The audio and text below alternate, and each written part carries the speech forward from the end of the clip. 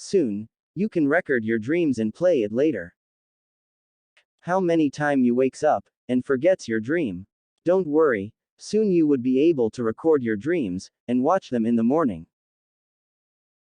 A neuroscientist at Northwestern University created a device that would be implanted in your brain to measure your brain activity while you dream. When you dream, your body paralyzes completely.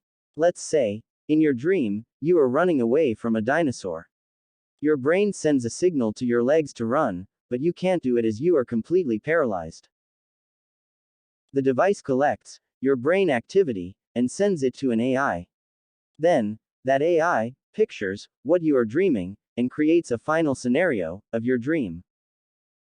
Scientists have successfully experimented with this, but the recorded dream was not so clear. But soon, with advanced technology, within 10 years, you will have your own dream movie. Do you think we should use this technology to record our dreams?